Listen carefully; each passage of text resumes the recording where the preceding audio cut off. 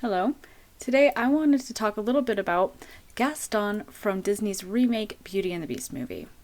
Now, when I got the idea to do this analysis of the character of Gaston from this movie, I actually wanted to approach it just looking at the character from this remake and not really doing a lot of comparing to the animated cartoon, just looking at what Luke Evans' Gaston brought to the table. But it became apparent pretty quickly that that was basically going to be impossible. The character of Gaston really doesn't exist in the original fairy tales. That character was invented for the 1991 cartoon, and he was meant to play off of those characters and work in that story that they created for that movie. And the remake in 2017 was based very heavily off of that cartoon movie. And so there will be a fair amount of comparing a little bit later on in the video. But let's go ahead and jump in. First, I am going to start this video off on a positive note. Luke Evans was my favorite part of this remake movie. His charisma, his talent, what he brought to the character really sold it for me, and I loved it. The writing is bad, the direction they took the character was awful, but what he had to work with, Luke Evans did an amazing job. He totally stole the show, in my opinion. And he's the best singer in the movie, like objectively. Ewan McGregor, Emma Thompson, their voices are just fine, but they're nowhere near as good as Luke Evans. And the Gaston song, in the animated version, I'm not gonna lie, that's one of my least favorite parts of the movie, but in this remake one, it's my absolute favorite. The lyrics still don't make a lot of sense, converting it from a cartoon to live action, but his performance, charisma, talent just shines through and it's so entertaining. And he definitely had my favorite lines from the movie, like one-liners that made me laugh out loud, definitely came from Luke Evans. Wonderful book you have there. Have you read it? Well, not that one, but, books. A lot of his lines are very problematic when you actually look at the context of the movie and what they actually mean with that character in this setting, but he delivers them so well that I am still entertained and enjoy myself when he says them. That's about all the positive that I've got, though. Let's go ahead and start analyzing and criticizing the character of Gaston. This might seem kind of weird, but I'm actually going to start talking about Gaston by talking about LeFou.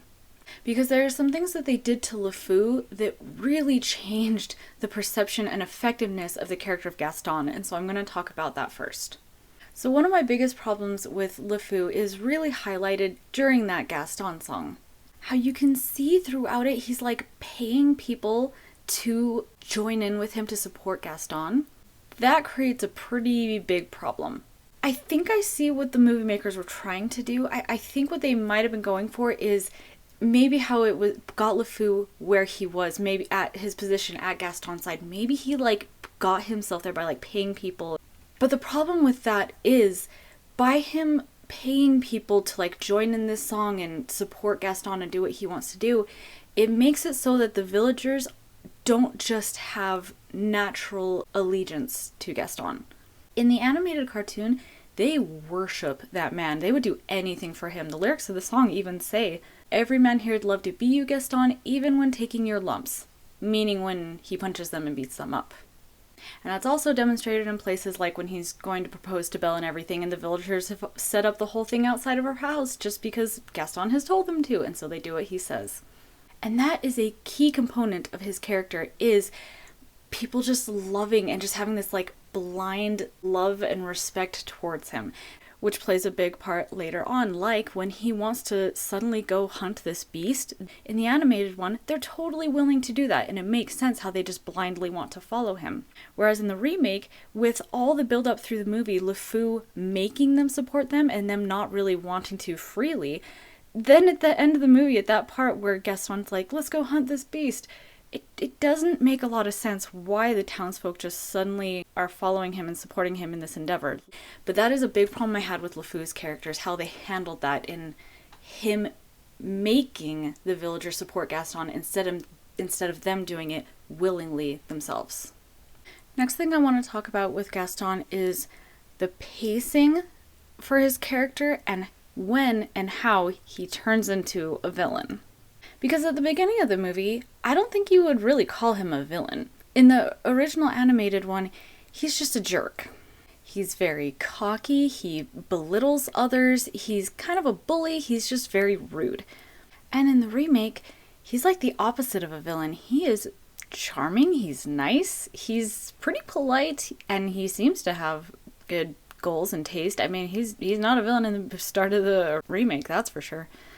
But in the animated one, there's a scene that I think triggers when his villainous nature starts, and it's when he goes to propose / marry Belle.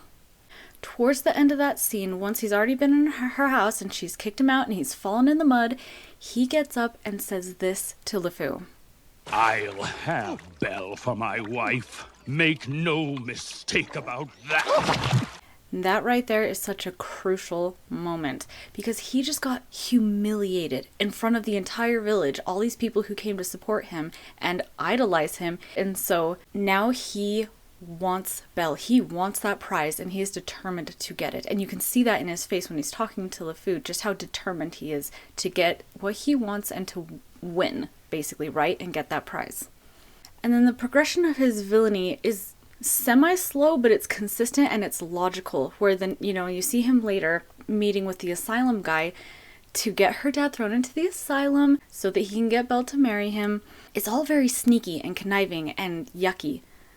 And then towards the end, when he confronts Belle at her house right before going to storm the castle, that scene is so great. I could do a whole breakdown of just about 30 seconds worth of that scene of when Gaston turns to thinking that she's crazy to then believing that there's a beast that he wants to go hunt.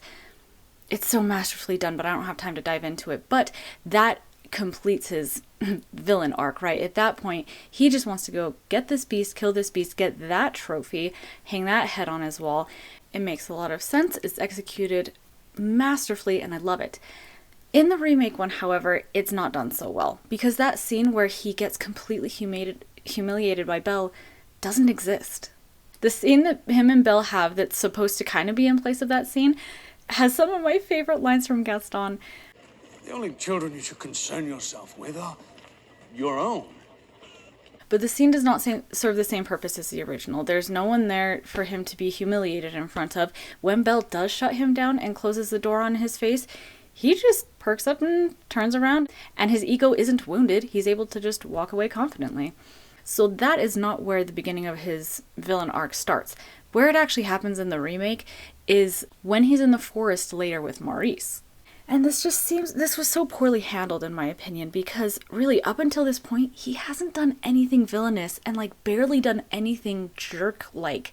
And so actually in the forest, when he tells Maurice that he wants to marry Belle and Maurice says, "You will never marry my daughter," it almost makes Maurice look like the bad guy.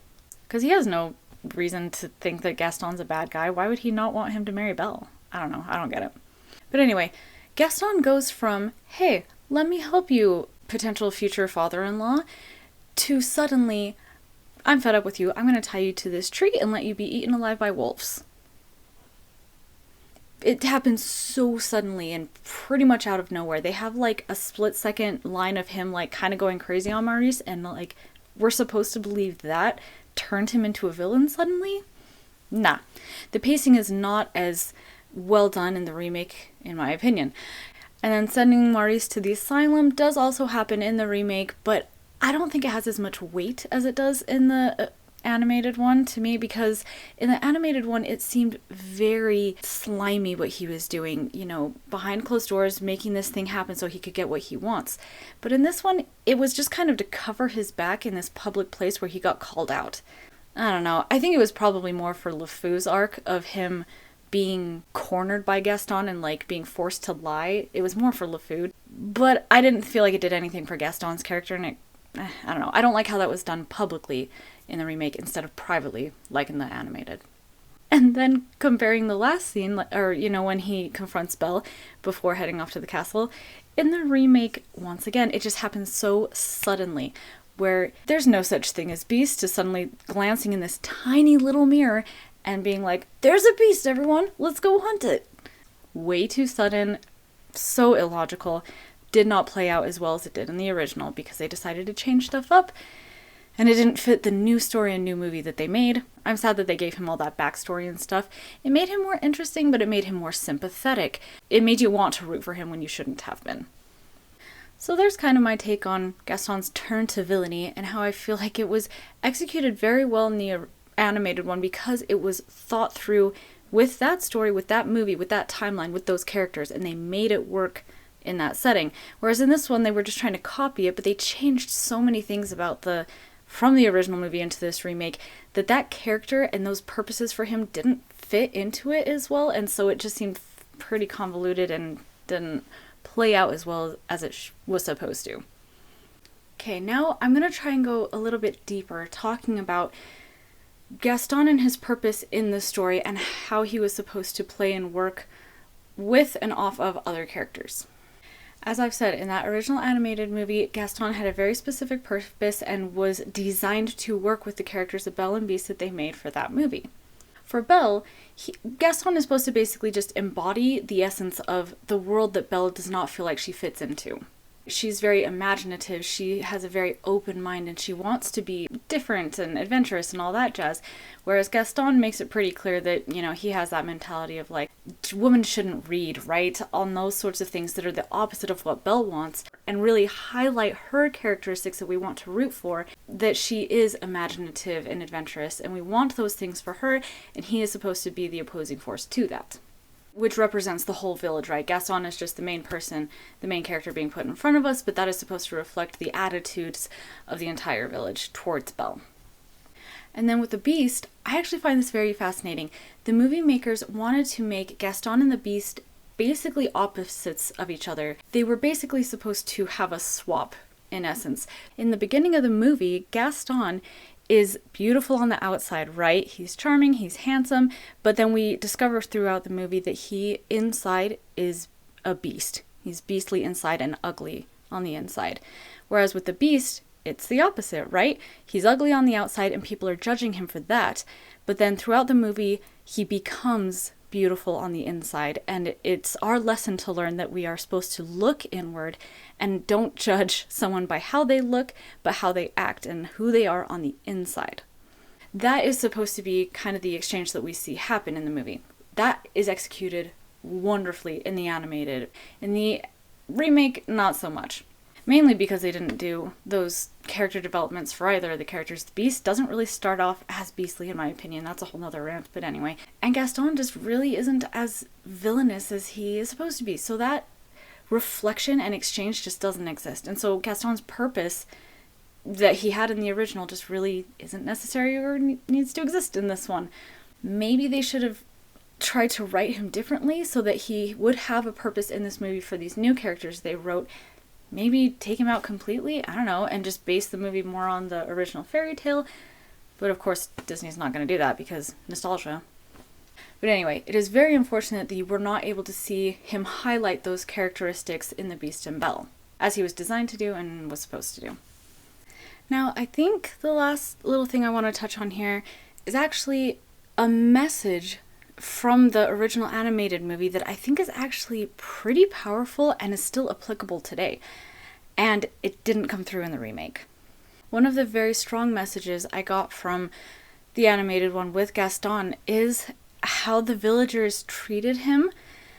I see it a lot today where if there is someone who has power, looks pretty, and has a bunch of trophies, people will listen to them and basically just blindly follow them because they have that status, those looks, or those accomplishments. Whether or not they should be listened to or deserve to be, or if they have good intentions. It is good to be aware of and to think about that just because somebody has status and statues doesn't mean that they should automatically be listened to and adored. Because I think that is something you do see a lot nowadays in various celebrities, actors, public figures, athletes, political commentators, whatever. And so I thought that was a very interesting reflection of real life in that animated one. And it's a lesson we can take away. And that just didn't really come through in the remake one at all. Because they took away the bit about the villagers just adoring Gaston of their own free will for no real reason. I've been guilty of that. I'm pretty sure everyone's been guilty of that. And therefore, I think it is good to have media pointed out to us like that, like the original animated. And yeah, I liked that message, and I'm sad it was missing from the remake. So there you have it. There's my analysis of Gaston from Disney's remake 2017 Beauty and the Beast movie. Thank you for sticking around and watching this video, and I hope you have a great rest of your day. Bye!